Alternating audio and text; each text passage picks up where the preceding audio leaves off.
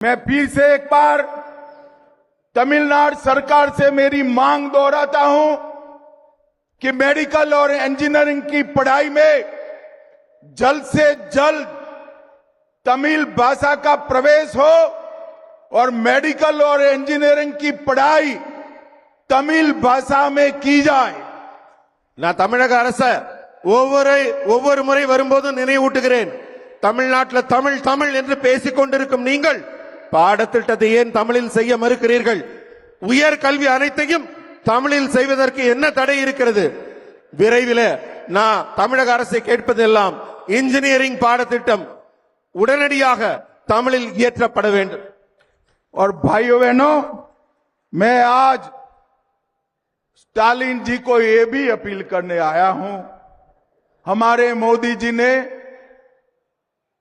सेंगोल को संसद में स्थान देकर पूरे तमिलनाडु का सम्मान किया है। कभी मोदी जी को एक धन्यवाद का पत्र लिख देना भाई। நான் ஸ்டாலின் அவர்களை கேட்கிறேன், தமிழ்நாட்டின் மரபு சின்னமான மன்னர்கள் கையாண்ட அந்த செங்கோலை நாட்டின் உயர்ந்த இடத்திலே கொண்டு சென்றாரே நம் பாரத பிரதமர் மோடி அவர்கள், அவர்களுக்கு நீங்கள் ஒற்றை வரியாவது தமிழ் மரபை உயர்த்தி பிடித்த மோடி அவர்களுக்கு நன்றி சொன்னீர்களா? भाइयों बहनों, जब मोदी जी प्रधानमंत्री बने, देश की अर्थव्यवस्था इकोनॉमी 1.9 ट्रिलियन की थी और आज 11 साल में इसको 4.19 ट्रिलियन की और दुनिया का चौथे नंबर का अर्थतंत्र आज हम बन चुके हैं। मोदी जी ने विकास कैसे होता है इसका एक उदाहरण साबित किया है।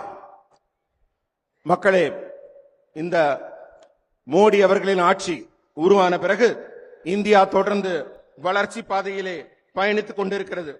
இந்த சாதனைகளின் உச்சமாக 11 ஆண்டுகால ஆட்சியிலே மோடி அவர்கள் ஆட்சியில் இந்தியாவின் भाइयों बहनों, स्टालिन जी हर बार कहते हैं कि आपने तमिलनाडु को क्या दिया।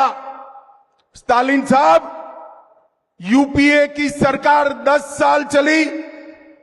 यूपीए सरकार ने तमिलनाडु को 10 साल में 1,53,000 करोड़ रुपया दिया और भारतीय जनता पार्टी की सरकार ने 10 साल में 6,80,000 करोड़ रुपया दिया। 6,80,000 करोड़। 10 ஆண்டுகள்ல மோடி அவர்கள் ஆட்சியில 4.19 ட்ரில்லியன் வளர்ச்சியை கண்ட நம்மளுடைய பாரதம் இதுக்கு முன்னாடி எப்படி நடந்தது யூபிஏ ஆட்சியில எண்ணி பார்த்தால் 10 ஆண்டு கால ஆட்சியில யூபிஏ அரசு தமிழ்நாட்டுக்கு கொடுத்த பணம் 1,53,00,000 ரூபாய் மட்டுமே. 10 வருஷத்துல 1,53,000 கோடி மட்டுமே. ஆனால் நம்முடைய பாரதிய ஜனதா கட்சி அரசு 10 ஆண்டுகளில் தந்த பணம் அதை விட பல மடங்கு அதிகமாக 6,80,000 கோடி ரூபாய் தமிழகத்திற்கு வழங்கி இருக்கிறது. और इसके अलावे रोड्स के लिए 63,000 करोड़, रेलवे के लिए 77,000 करोड़ और एयरपोर्ट के लिए 3,500 करोड़ रुपया देने का काम किया। சாலைகள் மேம்பாட்டிற்காக 63,000 கோடியும், கட்டுமான பணிகளுக்காக 77,000 கோடியும், ஏர்போர்ட் கட்டுவதற்காக 3,500 கோடியும் மத்திய அரசு தமிழகத்திற்கு நேரடியாக வழங்கி இருக்கிறது. भाइयों बहनों, आज तमिलनाडु के हर शहर से, हर गांव से मेरे मंडल के कार्यकर्ता आए हैं। यहां से आप जब आपके गांव में जाएंगे, शहर में जाएंगे, टाउन में जाएंगे, मेरा आपसे एक ही अनुरोध है, जब तक तमिलनाडु में डीएमके सरकार को नहीं हटाते हम किसी को आराम करने का अधिकार नहीं।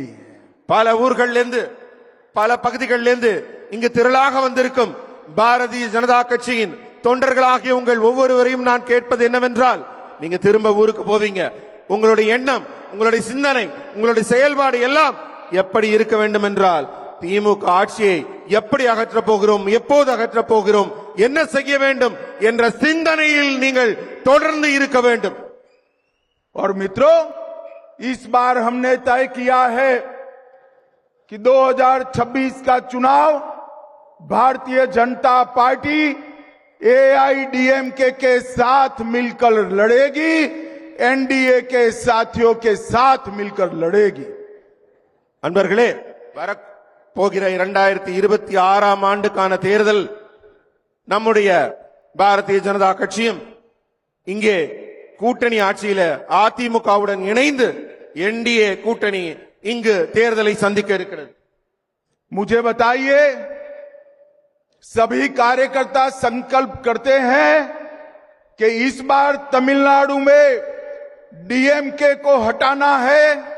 நீங்க எல்லாரும் எனக்கு இப்ப பதில் சொல்லுங்க. நீங்க அத்தனை பேரும் திமுகவை ஆட்சியிலிருந்து அகற்ற தயாராக இருக்கிறீர்களா? तो मेरे साथ जोर से दोनों हाथ उठाइए. எல்லாரும் ரெண்டு கைகளையும் மேல தூக்கி உரக்க நான் சொல்றத சொல்லுங்க. विजय के संकल्प की मुट्ठी भींचिए வெற்றிக்கான உறுதிமொழியை எடுத்துக் கொள்ளுங்கள். और प्रचंडवाद से बोलिए, உரத்த குரலில் சொல்லுங்கள். भारत माता की वंदे மாதரம், वंदे மாதரம், वंदे மாதரம். भारत माता की ஜெய்.